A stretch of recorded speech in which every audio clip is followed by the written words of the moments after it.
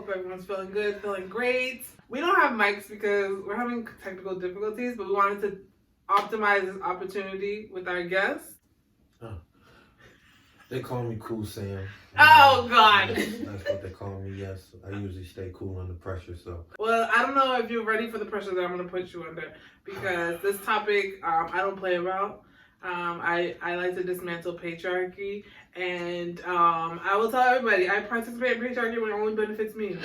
So, Noted.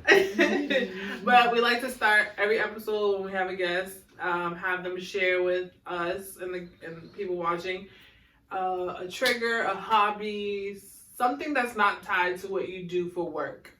What are some triggers? So, triggers. The biggest one for me is probably being alone. Mm-hmm. When I say that, I don't mean just spending time by myself. I mean ending up alone. I think at the end of the day, most people want to have someone that they can consider their person. And my biggest trigger in life was ending up without someone. So that caused me to make a lot of decisions in life that I probably shouldn't have made, but we'll get to that later. You made those decisions based on fear, not on like what's in front of you. Yeah, logic kind of went out the door. Yeah. Like, mind your business. Okay. Is that any hobbies or anything that you, I'm sorry, I don't want to. Oh yeah. Well, like we spoke about, I am the executive producer of a podcast myself called Double M Media. You can look us up on all forms of social media. Yeah. And that's one of my favorite things to do right now. That's why I appreciate being on this podcast. When you're on a podcast, you appreciate other podcasts more. You see all the hard work that goes into it. So kudos to y'all. Thank you. Appreciate it. He was giving us a lot of praise. I don't think people realize what goes behind the scenes to get everything entertaining. Anyways, to tack on to what you said earlier about being alone, the topic for today is nuclear family. So, like the marriage, the white picket fence, the kids, like all of that, how it's impacted our like the Black and brown community with divorce, which I'm going to actually give you a fact about that I found out last night when I was researching. Please share. I'm surprised you didn't share it with me. It's on the thing. She's trying to say I didn't. The thing that because I was trying to figure out like, wow, like as an adult now, like as a child, I didn't have a lot of examples of healthy marriage. There were marriages that ended up in divorce, but nothing where like it was fluid, like they were still married and you know they were working through it and it was healthy. I did see marriages as a child that were not healthy in any capacity. It almost was detrimental to the children. But as I was doing the research last night, I realized divorce rates have decreased. There are more people now married than there are divorced. How? Hold on, bro. How? I be hearing others. Not saying that yours isn't true, but a lot of people are still stuck on the fact like there's so many divorce rates. The divorce rates I've been hearing that for years. Yeah. Like, what's the point of getting married? So many people are getting divorced, but I'm big on why are we looking at what other people's situation? We don't know what led them to divorce. You know what I mean? Right. So I be seeing people get money, but I don't know what they did to get money, but I'm still getting money, right? So that's not going to determine like, no, well, they probably slept around or they probably had to steal to get it. I don't know how they got it, but I'm still in the realm of getting the money, right? So why am I using what people are going through or what they post on social media be the seldom reason why I don't do it? You know what I mean? So that's how I feel on it. Honestly, I have my take on marriages. I can happily say that a lot of my friends are married and healthy, working through, when I say healthy, I mean like working through the trauma. Because there are gonna be really bad days and there's gonna be really good days. Sure are. So when people hit the bad, they stick with that and they let that be the focal point and not necessarily understand like that's what's needed in order to get to the point of a healthy relationship. Unfortunately, some people do rush into relationships and marriages. But if I see two people working towards being healthy because they weren't able to work on it before, you know, why pay attention to that part of the relationship? Because I feel like all my friends are in absolutely healthy relationships. Some of them are going through therapy. Some of them are having those uncomfortable conversations and kind of sitting with it and like applying it to their family. Mm-hmm. So, with that being said, I want you to just share, because I know this is a topic that's close to home for you. So, like, what's your relationship with marriages, healthy marriages, divorce, etc.? Well, for anybody who doesn't know, I'm currently at the tail end of a divorce right now. I got married in 2021, the summer of 2021, and effectively, you could say my relationship was over by the winter of 2022. So, when you actually saying that out loud, it sounds crazy as hell, and that's because it is crazy as hell. Yeah. And I think whenever I talk to people about my situation, my relationship, how it came about, and how it ultimately ended, there's a lot of mitigating factors that went into it, and that's why I wanted to come on today, was so that hopefully my story and a lot of the mistakes that I made in terms of trying to fester my relationship and trying to make this marriage work can hopefully help anybody who's listening right now, so that if they decide to want to venture off into that married life, that at least they'll have some background information about what'll be waiting for them on the other side. Because I know, I thought I knew. I swear I thought I knew, and I didn't, and it was definitely eye-opening. Oh yeah, that lack of information definitely was a big key factor as to why things didn't work. Can I share my thoughts on that? Like I said, my friends are working through some of the things that they should have dealt with prior to getting married, but they're still like, this is a priority for me, so I'm going to work through them. The things that you were ignoring, were you not able to work through them even though you were married? Like, No. And the reason we weren't able to work through them is because if we had taken the time to really get to know each other, like the nitty gritty, the key characteristics of what made, each of us the individuals that we were, we probably would have never got married in the first place. Yeah. Like your core of who you are and what you stand for and what's important to you, it was parallel as opposed to like crossing. Yeah, and it's not because either of us were bad people. Yeah. And I can't even confidently say like, maybe if we took the right steps, that things would have been different, but not taking the right steps definitely doomed us from the very beginning. Yeah. And I think for anyone who's thinking about getting married, first, like, tidbit of advice, take your time. Yeah. Take your time, because I know I didn't. And it kind of plays off that trigger of being alone. Like the minute I thought I found my person, it was a done deal for me. I didn't need to know anything else. I took that and I ran with it, and I ran right into a wall. And we couldn't recover from it, and that's how we are where we are. Hopefully she's taking accountability as well. But when you said take your time, I think yes, but also do the work in that time, because you could just be lollygagging and playing house and just like avoiding the difficult conversations, avoiding having the conversation period, and then you're like, well, we've been together for 5 years, let's get married. I think to add to taking your time is to also be intentional and do the work to figure out if marriage is even on the table for the two of you. Yeah, the sad thing about it is that we get caught up in the happy times so much that it almost becomes like the bad times are non-existent, so we don't prepare for them. And we were in such a honeymoon stage for so long that we kind of tricked ourselves into thinking, oh, this is what the entirety of our relationship is going to be like. Because even the issues that we did have before we got married, every time we were able to overcome them, we took that as a sign of, oh, this is what we should be doing, because we keep overcoming these hurdles. Now looking at it in hindsight, those hurdles were warnings. Here we go, CSI. Mm-hmm. That was, and I don't know if it was God, I don't want to put it on you if it wasn't you, but The devil. somebody, something, somewhere was trying to send us these warnings like, you shouldn't do this, you know, and we kept, we'd find a way to get through it, and it built up like,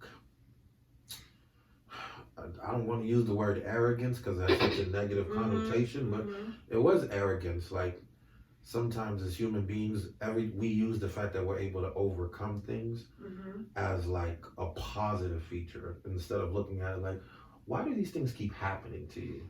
Right. And we don't take that step back to realize, like, you keep putting yourself in these messy situations and you take it as a win when you get out of them. Right. Instead of doing the work so that you're just not in those messy situations. Right. And because we looked at it like that, we just kept pushing forward. We kept believing that there was nothing that we couldn't get through together. Yeah. And we were wrong. Yeah. And that's how we ended up here. I know you shared with me earlier prior to recording that when you entered that relationship, she had a child, a fairly newborn, and you have a relationship for the most part with that baby, but now you're trying to navigate what that looks like now with the divorce on the table. I grew up in a very blended family, and it's very great co-parenting. For the most part, like, they've obviously avoided those conversations, right? Like, but it was like, I don't even care to have that conversation with you anymore because I don't want the relationship with you. I just want to make sure my kids are good in your home and your kids are going to always be safe in my home. And so that's where the respect and like the blended co-parenting comes in. And whenever I go to any of my siblings' parents' house or mother's house, I'm treated as I physically came out of her vagina. Like, that's love. Right? So I'm always on the side of, if it doesn't work, that's okay, but what does that look like now? Don't force something that isn't going to work or shouldn't work just for the sake of a family or for the sake of the kid. Because what you're ultimately doing is creating trauma in that child because she's seeing behaviors or poor communication or the fighting or just like the lack of respect for each other. When you're in that space of like anger or upset, you're not really cognizant of like who's watching. Nope. And you think, oh, she's only 3, she's not. Kids pick up on everything. Yeah. They're like little sponges. Especially these kids nowadays, more than anything, they're more aware of a lot of stuff. Like, my great nephew, Jaden, he'd be like, we eating randomly last week. Are you upset? Are you happy? I'm like, what? I'm like, yeah, I'm happy. Like, that random. I'm like, what the hell? No emotions, but okay. And he'll sit there and say, one time he got upset because his mother told him, he's like, I'm so angry. I'm like, because your mother told you no. I'm like, okay. But we have full-blown conversation with him, whether it's in Creole, Haitian Creole, or English, and he's starting to understand Creole a little bit. Yeah. But it's like, kids pick up on energies. They may not be able to express it, but just like animals, you have a cat or a dog at home, they're used to you. They pick up on energies. When I see videos of pets being super sad because they're aware that their owner is no longer living, they're aware of that, and you would think like, well, how would an animal know that? They just have that. Just like with kids, they give off on energies. Just like a mom would know when something's wrong with their child, there's that energy that a mother would know only with their child. So it's like, when we think like, oh, I'm doing it for the kid, you're creating a trauma that the kid's gonna have to do it later on. And then them thinking like, oh, now if now I'm in a relationship and it's not working, I'm gonna try to make it work because that's what my parents did. Not realizing it's toxic, it's not healthy. Y'all better off. Or the reverse effect, like, I don't ever want to get married. Yes, that's also true. I don't want to ever get married, or I don't want to ever do this, and they just shut it off, not giving the opportunity because they saw what it did to their family, their parents, and they don't want to deal with it. Right. And there's someone out there possibly for them. Not even if that partner doesn't want to get married either, but their reason for not getting married is because of what they saw. Yeah. It's not because, or didn't see. Right. It's not because, I grew up in a loving family home, but I don't care for marriage. I do want a partner, but I don't care for marriage, as opposed to what I saw or heard and seen, whatever. that's what's leading me to make this decision. Like, no, I don't want to ever get married like that. No. And you can't even blame them if that's the only representation of marriage that they see, especially on a day-to-day basis.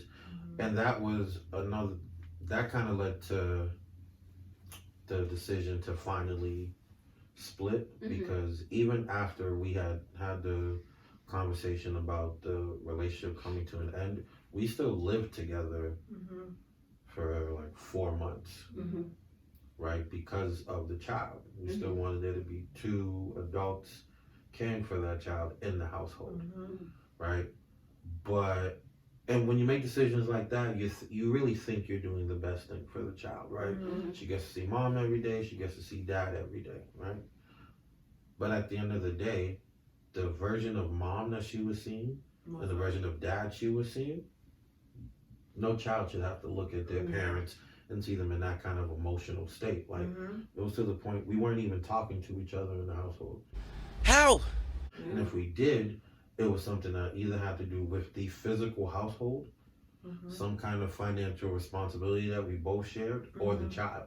Yeah. And those are cold conversations. Like, we knew we could Very pick. We could, we could tell the kid could pick up on the fact that there was no love there. Yeah. Right. At least not the kind of love that she had been accustomed to. So that's when I made the decision to move out, because I'm like, this energy is not healthy for anyone. So I just moved back in with my parents, and things with the child became even more complicated after that. Yeah. So what do you want for that relationship? Like, what do you want for the relationship with the little girl? Like, I know she's fairly young, but she's still like cognizant of like who you are. And because her biological father was in and out, to say the least, I'm the only real dad she knows. Most consistent. Even when we were going through the breakup and trying to figure out how things were gonna look, I still wanted to be her dad.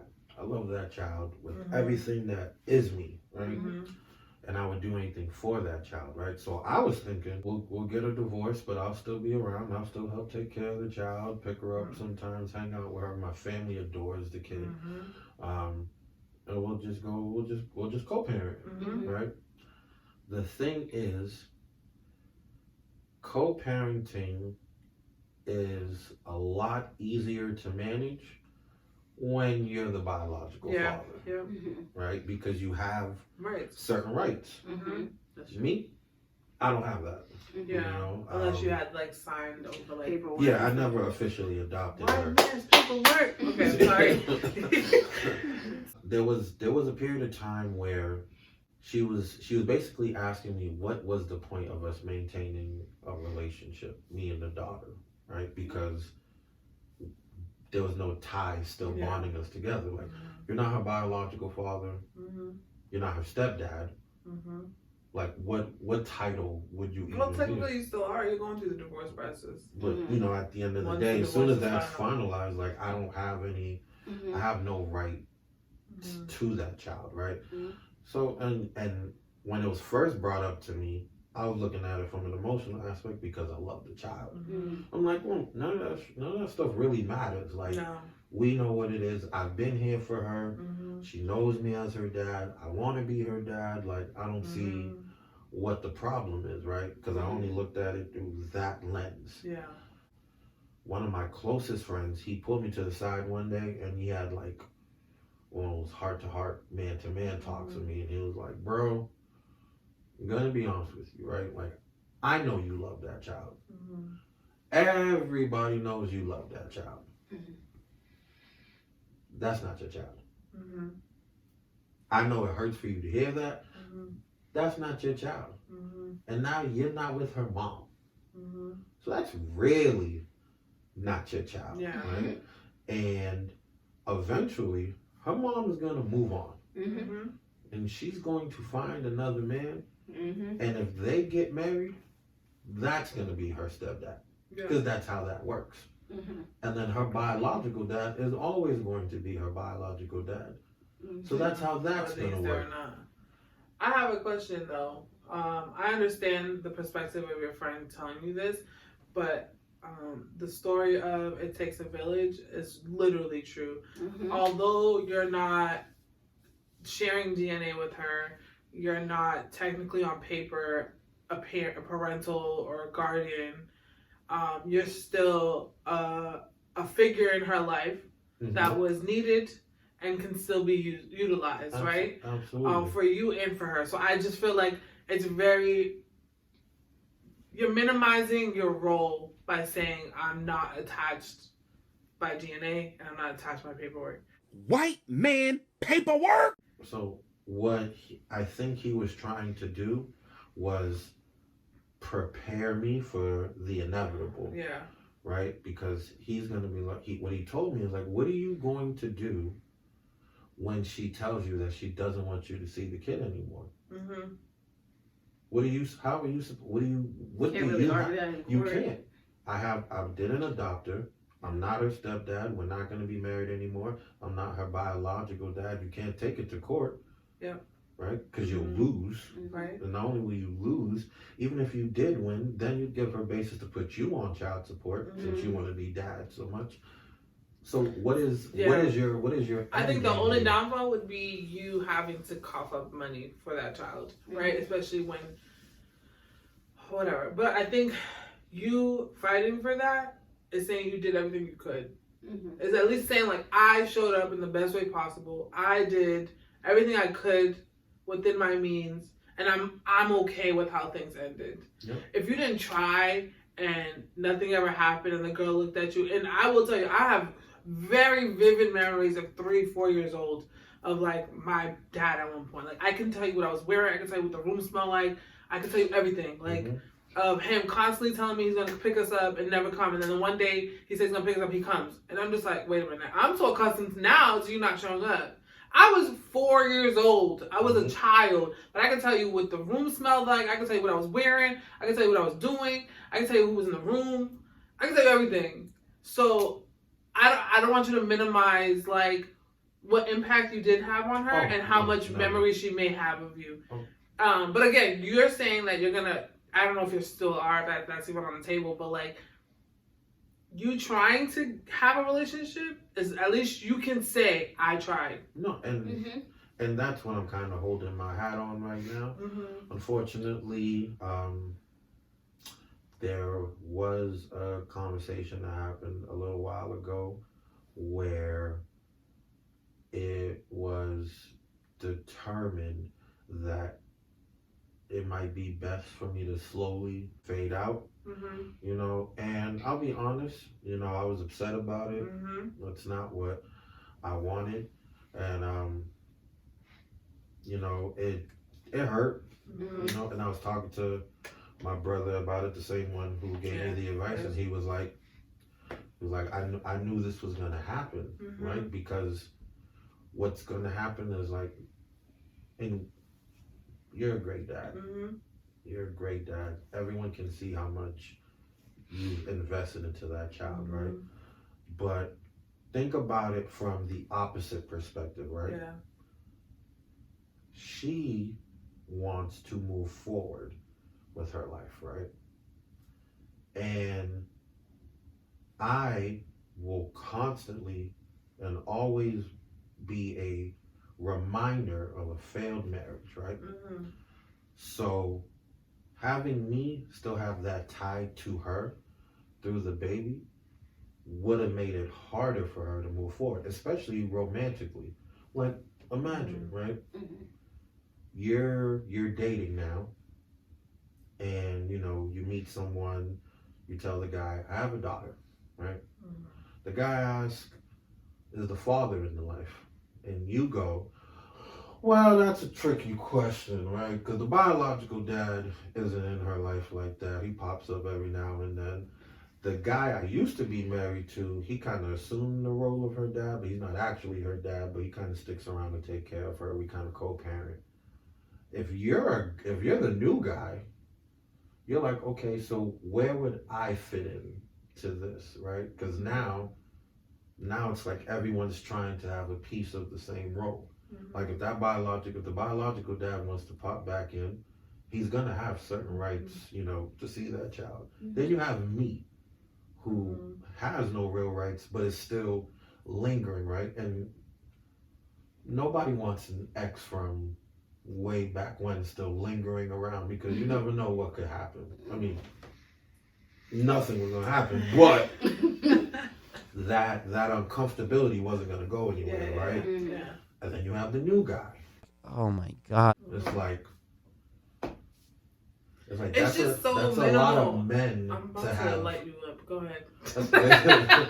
It's but and I'm not saying this is my perspective. No, I know, you but this is the perspective of society. right? So. That's a lot of men that want to have claim, because if a new guy comes in and he's a great guy Mm-hmm. who wants to be there for the child and wants to, you know, be her stepdad and be that guy. Now you have potentially 3 men that are all trying to claim the same role for one child, right? Wow.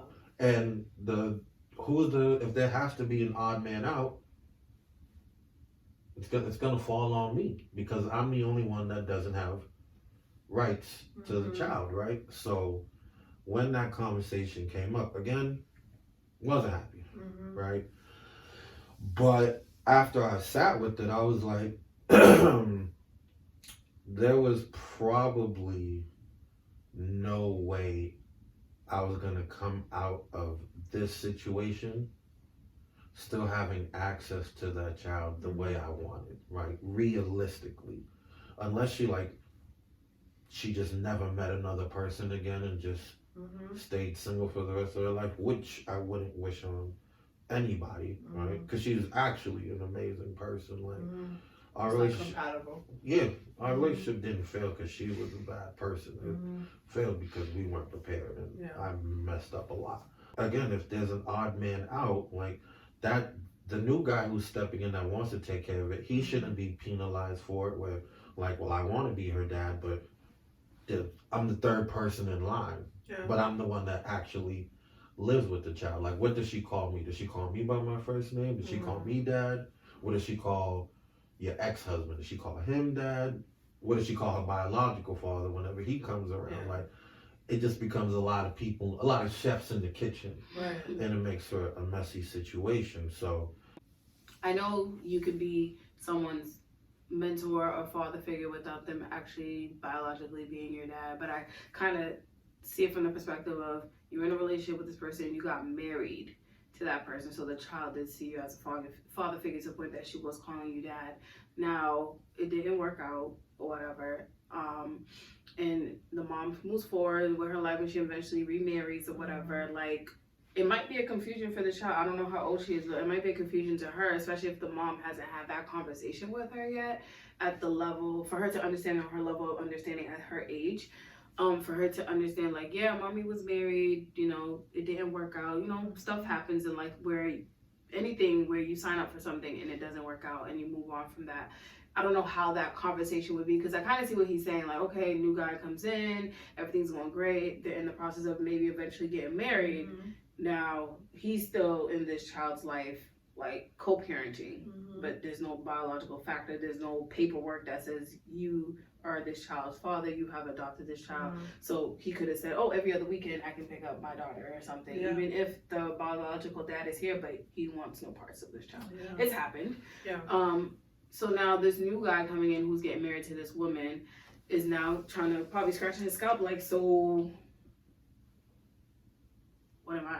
Yeah. Like, what do I do? Like, you know, how does my role plays into this now, and how my relationship would fit in with this child that isn't biologically mine either, but I'm stepping in like a stepfather should or whatever, playing my role, but then he's still playing stepdad when he's no longer stepdad legally. Mm-hmm. You know. I mean, it's the same way as like my dad having children with multiple women. They played an active role in my childhood. Like, when I would have to go to my dad's house, they were there. He had siblings with these women. No, I'm just saying, like, You know. you can have multiple men or women. You just have to kind of decide, have a conversation of what that's going to look like. You know what I mean? Why not have a plethora of people that want the best for you in your circle? No, I agree. Like, why do we have to be limited to one person? Again, I think just trying to understand her logic, because again, me to this day, I still want Mm-hmm. that relationship with that child. I'd still love the opportunity to be involved. Yeah. But if her logic is like I'm trying to get over you, I'm trying to get through what we went through, as traumatic as it was, right? And if I'm someone that when I get through things, I need to distance myself from them, because the way our relationship ended was traumatic. Like, it took a toll on not only us, but like the families involved. Like, Right. it was a lot to go through, and maybe out of sight, out of mind is The easiest for her. Yeah, because it's like those, she doesn't have to deal with those constant reminders. Like, because imagine, you're having a tough day about, the world is just shitting on you. Sometimes we have days like that, right? And then you see ex-husband name pop up on the phone. That conversation is just about the baby, but like, I'm already having a bad day, and here just comes another reminder of something else that didn't go right. But that's when you need to reprogram your thoughts, because that call, like, oh my God, he might be the reprieve I needed. He's gonna take the daughter out for ice cream, and I can just sit with myself. It's just a matter of reprogramming how you receive that kind of notice, right? Like, you're having a bad day, and you're like, I just need a break, and the daughter's like, mommy, because kids are very needy, clingy, especially when now you're the sole parent, and then your ex-husband calls, who's committed to co-parenting in whatever capacity you allow him to. That's an opportunity for you to like sit with yourself. I'm like, I'm gonna have a spa day. I'm gonna sit here and soak in the bath. Like, there's just missed opportunities when you are so limited in your thinking. Well, so let me ask you a question then. If you were in her position and a new guy comes in and says that he's uncomfortable with the fact that a guy in my position was still around, right? Now the guy has potential, right? He wants to be with you, he wants to give you a future, and he wants to be a father figure to the child. Do you risk losing out on him? Believe it or not. Yes. Right away. To hold on to. Because you're telling me my child's happiness, because she has a relationship with this man, is more important, is least important to your ego. I don't want it. It's a good point. Because in my head, like, we're not thinking about my child, you're thinking about yourself in the situation. And if we're gonna be married, if we're gonna create a family, you can't think about yourself. You have to think about the full spectrum of what that looks like. Different people have different ideas about what right and wrong is. Do I want to do right by the guy who might be my future, the guy who I might be spending the rest of my life with, the guy who might be taking me out of... That's more of a risk than it is to just have what's already been, like, cemented. Me, like, I'm going to leave this man who's been present for my child that is not biologically his, and he makes my child happy, and he keeps my child safe, and he helps me with my child. But I'm going to risk that to potentially have a relationship with this man and have a happy life, but I don't know, like, we're great now, but are we going to be great next 10 years? Yeah. And then, for instance, the relationship dissolves. Now I'm out of a husband and a father figure for my child. This is true. It is a risk.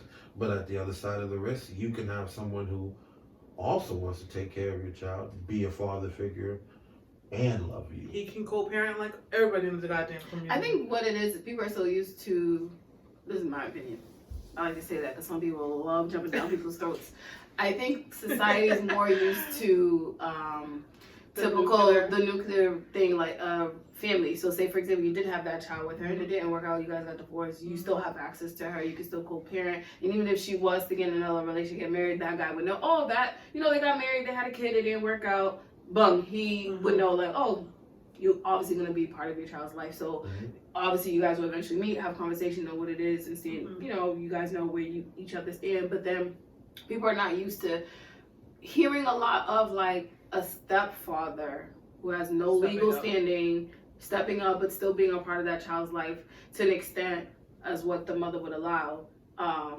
No legal paperwork, no biological stating of him having access to the child in that form. And then him coming in now in this relationship knowing that, oh, okay, that's her ex-husband, it didn't work out, but they didn't have this kid together, but he still has, they're co-parenting in a way because biological dad ain't really in the picture like that.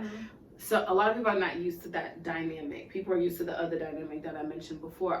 That's what I've been seeing a lot, like, on TV shows, movies, and what I hear from other people, like, oh yeah, my stepdad is a huge part of my life, blah blah blah blah blah, because my dad wasn't around, but now I'm building a relationship with my dad, but biological dad is aware that mom has moved on and mom is married to someone else. People are used to that concept, but not the concept of a stepfather stepping in, getting married to the mom, it doesn't work out, but the stepdad is still in the picture, helping out mostly for the kid, nothing to do with the mom. And then here's another man coming in trying to assert his status in a certain way. People are not used to seeing that. So when they see that, they're like, what the fuck? Nah, you gotta end that. It's weird. But it's like, I don't have a relationship with the stepdad. The stepdad is here for the child because they have a bond. They have a form of relationship that could help because, a lot of y'all men love saying we got daddy issues. It was your father at. So here's this man stepping in.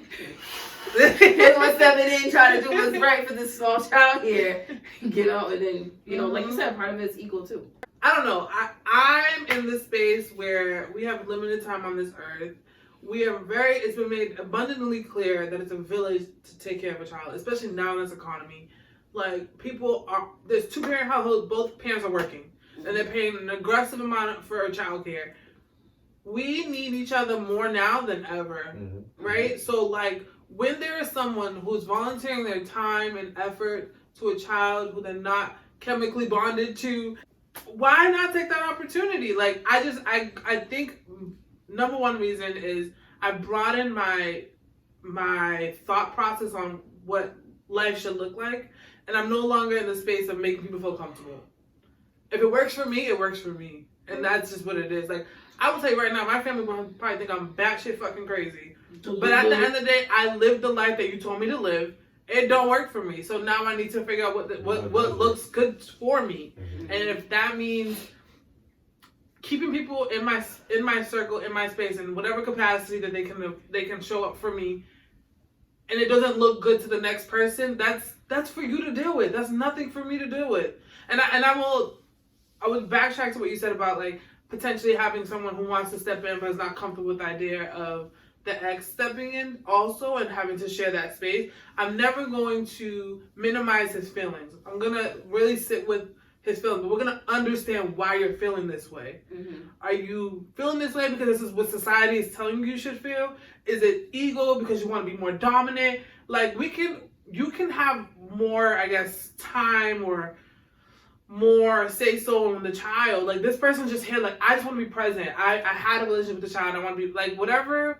However, I need to reformat everyone's position in that life will happen, but we're going to have a conversation about why you feel this way. And if it's an ego thing, you got to work on that. I can't help you. If it's society telling you, you need to stop letting people tell you what the fuck your life should look like. What makes sense to you? I have ways about me where it's like, there's certain traditions that you're still gonna uphold. I'm still gonna uphold, and there's something I'm like, oh no, that doesn't work for me. I don't like it. I don't like the feeling of that. Like you said plenty of times, we said plenty of times on the podcast, like, we don't own people. Nope. No. You know what I mean? Like, and I've always said plenty of times on the podcast, We just experienced human emotions and feelings are very finicky. Today I may be happy with you, I love you down, and then a few weeks later it's like, yo, I'm looking at him, I don't like Why did I marry you?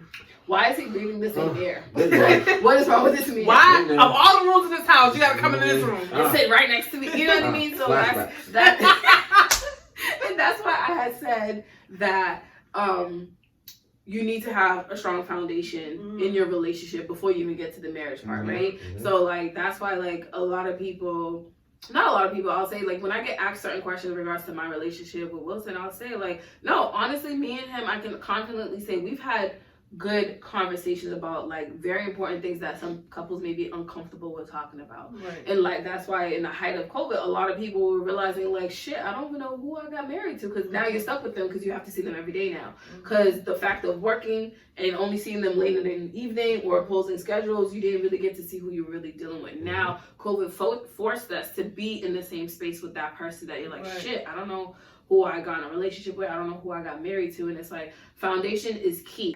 If you don't have those other serious conversations when other things arise, you're stuck. Like, there's this little thing that popped up on Pinterest, and I thought it was quite interesting. It's a conversation I had with my partner prior to having a baby, conversation we should have had prior to having a baby. Basic things like, oh, the baby's name, is the baby gonna sleep with us in the room, bassinet, crib, whatever. But conversation they should have, who's our village, grandparents, what boundaries are we setting? And I thought that was dope, and I sent it to us. I'm like, we've had these conversations. Like, okay, we know this, we know that, but we have conversations because we know, you know, with Haitian moms, they have all these lists of superstition. You're not supposed to do this. You're not supposed to go anywhere. You're not supposed to do that. And I'm like, I know for a fact they're going to be highly upset when me and Wilson are not moving the way traditionally you're supposed to move after having a kid. Yeah, they are. They're going to be mad. They're going to be hella upset. Like, oh, you let her. They let me. I'm not his pet. So me and Wilson already have that conversation. And I thought that piece was I thought it was dope. It popped up randomly on Pinterest. And I was like, yo, I wish they did one for like relationships or friendships. But friendships, you eventually build a bond with someone, as opposed to a relationship, because a relationship is more like intimate, because this person you want to be with or whatever, and build something with. As not saying friendships you don't build things with, but friendships are intimate on a separate level as opposed to your partner. It's interesting, like with my last relationship, we got into a big argument one day, and we were nearing the end of the relationship, and I told her, I said, I think we were doomed from the beginning because I don't think we were ever friends. Mm-hmm.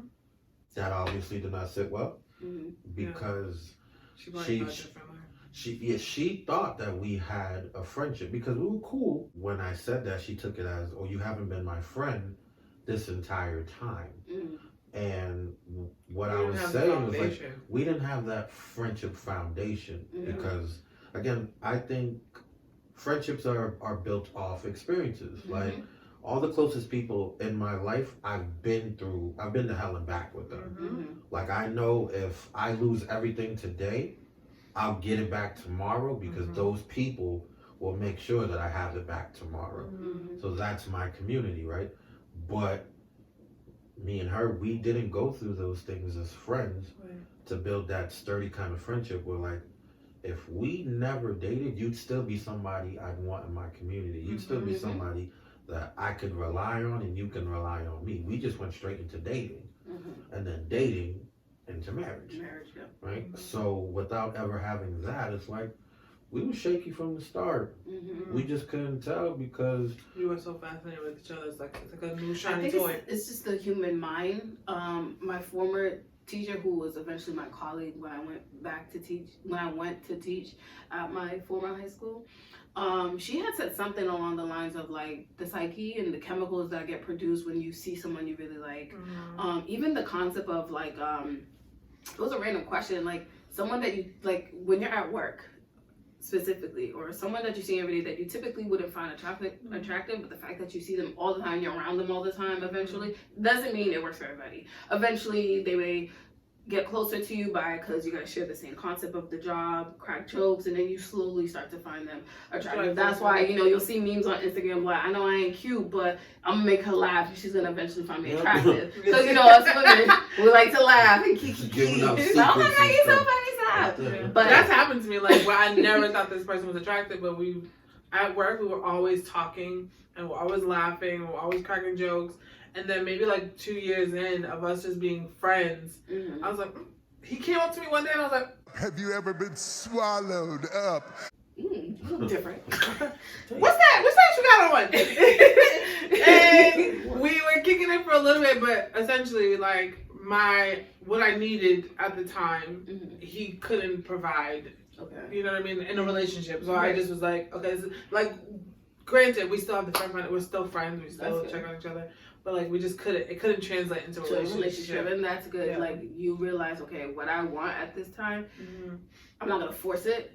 We're just gonna stay as friends. Some people try to force it that, like, oh, I'm gonna make him love me. I'm gonna make him want me. Or I'm gonna make her want me. And it's like, the number one thing that ever was told to me, and I think this is true, because women have the nurturing side. Find a man who loves you more than you love him, and you will be happy forever. I've heard people say, oh, that's messed up. You can love him, but you can't love him more than he loves you.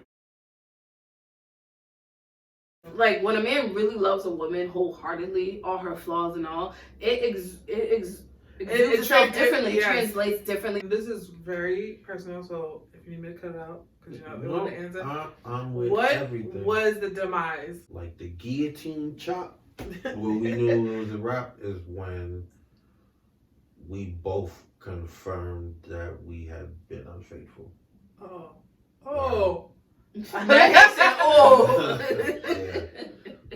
that was one. And there had been Jesus Christ. There had been speculation on both our ends Yeah. that the other had been unfaithful, but you know, by this time, shit was so toxic that it's like, you know, you bringing your phone into the bathroom with you so that I'm not looking through your shit while you're taking the shower, and so it got real bad. And in hindsight, it's like, wow, now this is why I got so bad, because what you were looking for was the truth, and you found it. And what happened? So when we had the conversation, it's like, listen, I know you messed with someone else. Yeah. Okay. I know you messed with someone else too. Okay. Now what? Yeah. And then like when you're at the point where you're just like, I'm gonna free up this information. I don't care what the consequences are. It was because we both denied it, and I don't know when. I know when mine's took place. I don't know when hers took place. I don't know who did it first, or I know they weren't reactionary. Yeah. Because we didn't end up having proof like until later on. But when that conversation happened and we both were like, yeah, we did it. Yeah, we did. Then an argument pursued because it was that whole, yeah, I cheated, but you like cheated. And then it was like, you cheated back. Like you went full round. It was like when you took this hoe on a date. When the conversation became, I was like, all right, now we're going in circles here, because now we're trying to weigh out who's cheating was worse. The worst, like, what? And so when it got to that point, I'm like, yeah, this is dead. Yeah. This is dead. This is because now not only did we both have speculations, the fact that those speculations were correct, we're never gonna be able to move forward now. No. Because you'll never trust me again. Yeah. Yeah. And for good reason. And I'll never trust you again. Yeah. For good reason, right? I think women can get over cheating. We're more forgiving in the sense that like we may be like, oh, I'm not talking to him. I mean, pointing to her like she's the cheating expert. Like, oh, like he's not in the house. Shine. If we're like sharing a home together, oh, I kicked him out for a little bit or whatever, he can come back.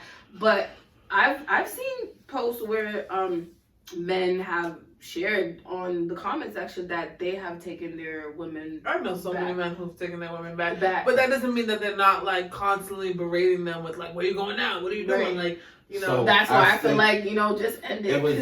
That's what was gonna happen, right? Mm-hmm. There was no way that we would have been able. Could we have given it another shot if we really put 110? Yeah, probably. But then the kind of relationship we would have had moving forward wouldn't have been worth keeping. Right. Because I know someone like me, like, I love to be outside. Mm-hmm. I really do. Like, I love to go out and do things. I love to be with my boys. I have people that I care for deeply that I like to check in with and see all the time. So I know every time I would have left that crib, it would have been an issue. And I know myself that every time she would have left the crib, if the child wasn't with her, I would have thought she was doing some dirt, right? And I know, like, even our phones being on the table, we would have just looked at each other's phones. What you do? Hey, here we go. I know there's some goddamn dirt in there. I know it. Why your phone on do not disturb? Why is it face down? It would have been stuff like that. The moment you have to delete things or hide it from your partner because you wouldn't want your partner to see, at that moment you're starting the process of cheating. Mm-hmm. Like, even if it's just text, the fact that you want to make sure your messages are deleted, there's no way for them to ever use receipts to say this was you type of thing. Forgetting the fact that the other person can save receipts and say, yo, you were texting me, you were doing this. The fact that you gotta hide it from your partner, you're already in the process of cheating. I think the part that really messed her up was the fact that I was confiding in other people what was wrong with me more than, oh, I know that hit. Oh, I'm sorry. No, it didn't hit, but I was just like, I can't imagine. That was a Yeah. gut punch. Like, oh my God, she didn't cook for me today. No lie, I was really just texting other people like, you not gonna believe what she did. Every time I walk in this goddamn house, there's a problem. And it's just like, and like when we spoke about it, it's like, yo, she told me straight up, it's like, yo, physical cheating is one thing. It's the fact that there was women out here that I had access to you emotionally Yeah. that I didn't have. That's some difference. And at first, I was like, Because men have convinced us that physical cheating is nothing. Like, there's nothing to it. It's just physical. So, like, we can we can kind of understand that. But the emotional is like, I'm supposed to be a person. Like, why are you having emotional? so I looked at it backwards. I'm like, wait, so like the actual action of cheating, like me sleeping with someone else, that is whatever because that's an action. But the fact that I was having conversations with people, that's what really, that first, in my own ignorance and arrogance, I'm like, this is like therapy for me. All I'm doing is like, I'm trying to get through the day and confiding in other people so that I can make it to tomorrow. I thought I was doing what was best for me and my mental health. And what I was really doing was letting other people into my marriage. And that's wrong. And accessing you in a way that she can't. She couldn't. And that's very, very wrong. And it took me a long time to really realize like why it hurt her. As soon as she heard I was confiding in other people. Because also you have to think about, like, you're complaining about me to someone else. You said what? You're drawing this picture of me to people that don't know me and didn't get to experience me, but now they have this preconceived notion of who I am based on what you said. Yep.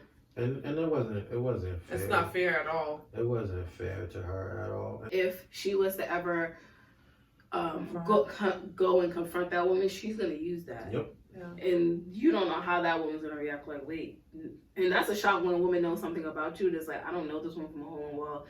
But So if she knows everything, so about obviously she's getting from one person, which would be you. So obviously that would hurt her more. Like, wow, she knows this, and you never had this full conversation with me, and you're telling this other woman about my business as opposed to like one of your guy friends. Like, so that's why it's different. That's what sometimes will set a woman over the edge. Now, don't get me wrong, physical cheating can still set a woman over the edge, but when they know, like, oh, aside from it being physical, like, you just fucking her just to fuck her, you emotionally told her things that you never told me. I'm your wife, I'm your girlfriend, and you lay up next to me. That's how some women or men can feel. Like, I feel like I was laying in bed with a stranger, because it's like, you told this person all these feelings and emotions that you never expressed to me. I will give my ex credit. She tried. She really tried to create a space where we could just put everything out on the table. But my own insecurity, like, I'll say this as plainly as I can, and it's going to sound bad, because it is bad, right? Like, every time I looked at, there was a point in time where every time I looked at her, all I saw was my own failure. Like, failure as a husband, failure as a dad, failure as a human being in general. Like, yo, I really thought I knew what the fuck I was doing. And I had no clue. And now this entire thing is a mess. And granted, everyone has their roles that they play when things go sour, but like, a lot of this could have been prevented if I was just simply a better man. Like, if I did what, because I used to pride myself on being like the good guy. Like, nobody could tell me anything because I used to be there for people. You can call me, whatever I got is yours. Like, so I held my hat on that. Like, I am a good guy. Right? And then I'm like, no. You're falling short in this area. You're a good guy to your friends and your family. You know, and it's easy to be a good guy when the standard is low, when the requirements are low. Like I was a good guy because I picked up the phone. Let me fucking tell you, you're saying a word right now. It's just the truth, and I'm speaking on myself. Like when you have to show up for real. When it's like you can ask anybody that's in my community. Like if they've ever needed me, I've been there. But what they've needed me to be there for, most of it wasn't like groundbreaking. It wasn't earth shattering. Yeah. Like I didn't have. It wasn't inconvenient. No, like even if it was inconvenience, it was a minor inconvenience. Nothing that I had to turn my whole world upside down for to be able to be there for them. Because most people at the end of the day, they just want somebody they can talk to. Somebody that's going to show up when they need them, and then that's it, right? Right. When it came down to being there for her, in our marriage, I was like, oh. Count me out. No. I don't think I signed up for this. I don't think I was. This must have been in the fine print. Yeah. Because I didn't read that part, and I couldn't do it. Is it a good thing to have done, looking back?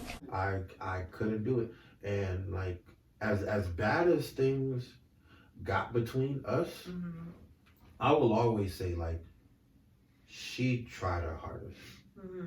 I'll always give her credit for that. She tried her hardest. Why couldn't you meet her there? Because at the end of the day, like it's no longer what you wanted. I wasn't prepared. Yeah. I wasn't prepared. Like what that life would have required for me, I couldn't do at that time. Yeah. I thought I could because again, what I thought was gonna be required for me, I'm like, oh, easy. Yeah. I just gotta be good to her, not cheat, work and provide. Do this shit in my sleep. Yeah. No, that's not all you gotta do. Yeah. Like you need to be there for her in a myriad of different ways. Yeah. Like when she don't got it, you need to have it for the both of you. Right? When she's at her worst, that's when you need to be at your best. Right. Aside from a marriage standpoint, but even in a relationship, but more so maybe the marriage standpoint, how you mentioned like it's more than to just being a good guy and not cheating and providing. Because a lot of men, that's what they say. That's what they say. Like, oh, my role's to provide. Yeah, but yeah, you can provide and pay for the bills, but if you're not emotionally there for me, you don't have the emotional intelligence, but you want me to do all these things for you. Cook, clean, take care of the kids, be a good wife, be a dope woman, still look good, and be emotionally present for you, but you're not doing it for me. That can also cause the relationship to falter too, because we're both emotional beings, and I want my significant other to be able to have the space to be emotional, be open to me. And like you said, the days that I'm not good, he got me, and vice versa. I think I remember saying it to you. I'm like, I want us to break the shackles of thinking that the worst part is us suffering through cheating or abuse. The worst can be financially something happens where you no longer work. That's the worst. That could be the worst. You know what I mean? Work through it. Like, do I now have to pick up a second job and he stays home while he's looking for a job or whatever, but I have to pick up the slack there or vice versa. Right. It's just more to just doing this, that, and a third. It's other things that you have to provide, and she would have to provide too. Because I want to be very clear, like a lot of times people get the concept that men have to do all these things, but women do nothing but look cute and cook and clean. And some women out here don't even like to cook, so and I wasn't referencing you, but whatever. And she went like this, like, bitch, it's my turn. Some of y'all don't cook. Yeah, I don't, and I don't make that a secret. We started talking 3 months postpartum. So that baby's still brand new. Right. And she's smack dab in the middle of her postpartum. She just got rid of those granny diapers. And she's in the corner of her room. But now also COVID's on the way. So you got newborn, postpartum, pandemic, and now here comes a man into your life. So all that breathing room. No, not at all. And she tried her best we both tried our best to like juggle the situation the best we could. Like, you know,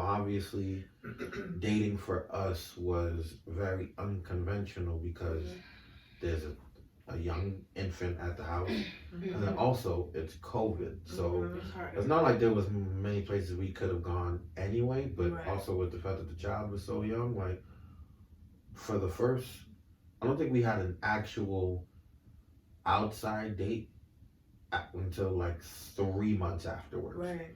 It was just me coming over and hanging out with her and the baby. Mm-hmm. And that's what started that early bonding with me and the child. It was like I would be over there while she's taking care of the kid. And there'd be times she'd be like, I need to go to the bathroom. Can you hold her? Mm-hmm. Or I need to eat something real quick. Oh, I need to shower. Or can you feed her real quick while I go do this? And it's Mhm. like having that interaction with the child so early on, Right. it like that built the relationship with the child and made it stronger and stronger. But also like seeing how much she poured into that child and how much she didn't have for herself. Mm-hmm. She gave that child everything. Mm-hmm. So she was totally depleted. Mhm. And whatever she had left. She had to smother it up and give it to you as a partner. So when things started to go wrong, right? And again, this all hit me afterwards. Mhm. Like, and Now 'cause I that did a you lot of reflect it. self-reflection after, I left and I was back at my parents. I spent Mhm. on the daily, I was spending hours in my room just thinking about like everything that went wrong and like what I could have did better, what she could have did better, like Mhm. and all that. Not in an attempt to fix things, but like so that I don't repeat those mistakes. Right. And I'm like, imagine being a mom, giving 98% of who you are to the child, having only 2% of yourself left, and giving it to a man that you thought you were gonna be with forever, and then that shit don't work. That will bring the cycle out of me. The cycle. Like, I don't even have anything to give myself, and now I have to, like. So, and I did not understand that at the Mhm. time. So, while we're struggling, she's also in the midst of rebuilding herself. Mm-hmm. And trying to do that, trying to rebuild herself, be a mom and be a wife Mm-hmm. at the same time in a failing marriage, like it made sense to me looking at it in hindsight why her mental capacity was the way it was. Like that's Yeah. extremely strenuous. Yeah. That is a lot to ask anybody to do, right? Mhm. And because I didn't understand, like I used to get so frustrated because I'm like, why are you always so angry?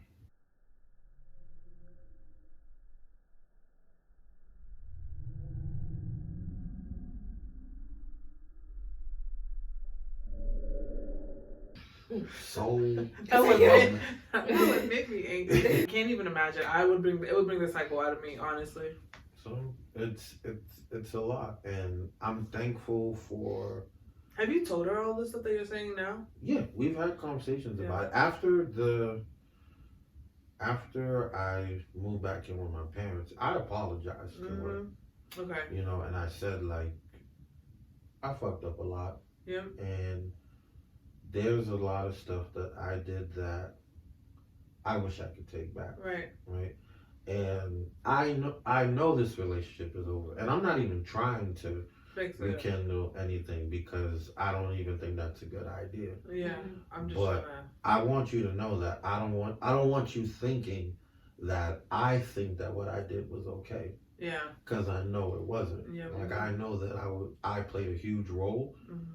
in a lot of the pain that you're feeling right now, Mhm. right? And I would have lunged over that table and punched you. She's that's just why punching people. She has not changed. Thank God we didn't have it in person.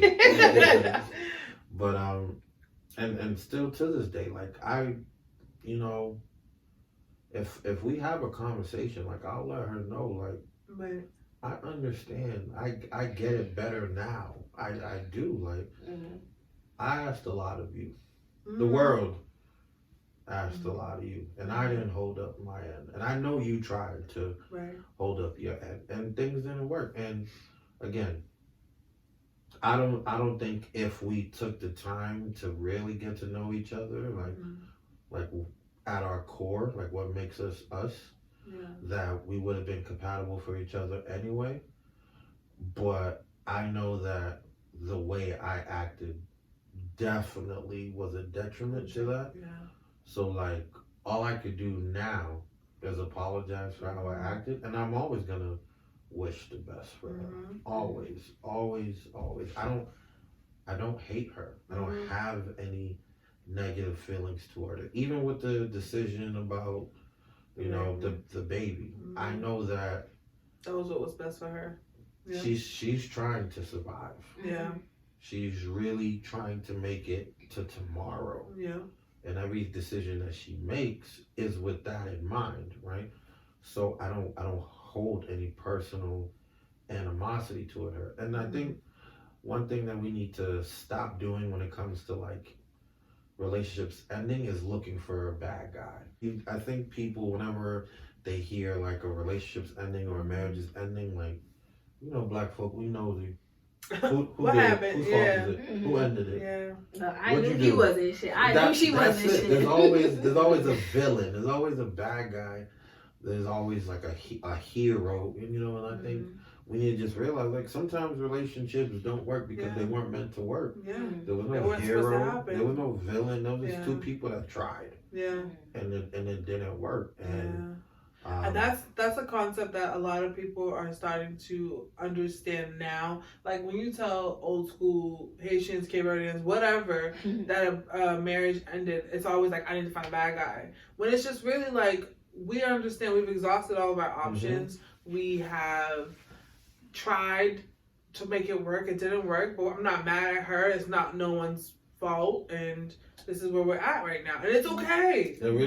I promise you, It's absolutely It's okay all good. because like we have such short time on this earth. Why spend it in a relationship that's just clearly not what it was supposed to be, right?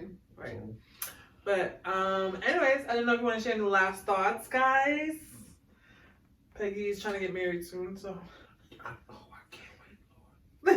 Not the fingers crossed. I would say, I mean, I am not married, so I can't really speak on marriages, Yet. but I can say, yes, yet. But I can truly say, like, from what I've seen, like, I don't have anyone, I only have one friend that is close to me that's married, and my niece who got married last year. But I do have another friend that I went to college with. She's getting married July coming up. And you know, we've had these conversations, you know, me and them, we've had these conversations about marriage, what it's supposed to look like. And, you know, I've always said, make sure, I'm really big on therapy, make sure y'all get your own individual therapies and get a couples one. I'm big on, I don't want to wait till it starts to go sour, like, oh, let's scramble and find a therapist.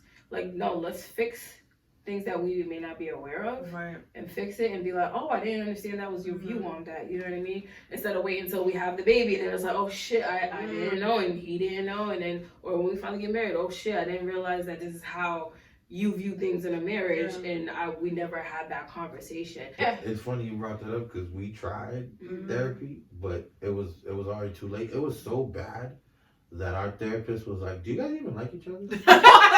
Can you imagine the therapist looking at you like? I promise you, it would be. It's just like we could stop wasting everybody's time because it's clear. It was like I'm gonna save you guys the money. It was like it was really And my pointless time. because I remember our first session. I used to have to come on Zoom in the classroom Oh. because I'm like, I can't do this in the car. Like, I can't do this while I'm like Driving. transferring myself home. So like I would She literally. drives her off the curb because she's so mad. It's dark outside. Yeah. I'm not paying attention. No. I would sit in my classroom and I would just close the door, and that would piss me off even more because I'm like, now I'm in this stupid ass building for another hour. Like, Now I'm even more longer to get mad. home. Like this is shit that be making me mad. This is why I don't be happy when I come home. Right? And, like, it'd be bad because I remember I'm here an extra hour at work, and then I'm mad. and I'm not getting paid for this. Like it's late. Like I'm actually having to pay for it. this is stupid. Yo, This I'm is laughing really because dumb. I can just see you coming out of the door saying like, Please, like, got me in this I was- bullshit I ass was fucking dumb. therapy It was- session. I was mad as hell, and Oh, God. and so when we logged into the Zoom, I used to just log in on my phone, right? And I remember she used to rash me because she'd be like, "Why is your face not in the picture?" And our therapist was not the ex, because she was like, Sam, do you even want to be here? I'm like, Actually, no. Can I get my money I back? was like, you really do not want me to answer that question. This is the timing, the setting is just not me. But yes, I want to be here. But like, no, I didn't. I didn't want to do it at 5 p.m. in this fucking classroom that I've been in since 8 a.m. It's not. That's not conducive to me, right? Yeah. But again, it didn't help anyway because we were so far gone. Like we would just argue with like another person in the room. Can you imagine the therapist gotta keep a straight face? They gotta look at you like, well, how? But wait, at what point of this session did she say, "Do you guys even like it?" I would have threw me off like. Well, it must have been like the third or fourth session, right? Because like she would ask us questions, right? And like I would answer, and then like she would interrupt. And then she's like, wait a minute, guys, wait a minute, we're losing focus here, we're losing focus. And then we just start arguing, right? And then she'll just be in the middle, just like... This reminds me of movie scenes where couples would be fighting in front of therapists. It really happened. But like, we were just arguing about stuff, and she was just like, do you guys even like each other? Like, because at this point, it just sounds like you guys can't agree on anything. And I was like, we can't. Apparently, it was doomed from the beginning, because we were so far gone. There was nothing that poor woman, God bless her soul, because she tried. There's nothing that woman could have said to save what was going on between us, because we were too far gone. If we had that same therapist before we got married, it could have made a world of difference, because she was younger, like she was hip, like so she knew like the nuances of like young relationships and marriages. She probably wrote down notes. This is not working. Yeah, she was like, I know every time we popped up on her schedule, she said pointless 5 to 6 p.m. Pointless therapy. Well, damn. Well, I appreciate you coming on and letting me charge at you in the way that I did, because I'm very big on, we meet people that we're supposed to meet, like, and whether they teach us something or they provide us something or we teach them something, it's all not to waste, but don't push it to the point of where it's exceeded its lifetime. But again, thank you so much. You dropped some gems for sure. You did. Just I said he did. Oh, okay. For sure. Say what? I mean, you did too, but he definitely did from a male's perspective. Because they can always say, "Oh, you guys are just saying shit just to say shit because it's us." Yeah. But like hearing a man say like it's more than to just do this, that, and the third, the three things on the list. There's more to it. My whole reason for wanting to be here is like I want people's relationships to work, right? But if they're meant to work, like a lot of people don't. They don't advocate for divorce, but I do. Yeah. I don't think divorce is a bad thing, and people always talk about it like it's such a negative thing.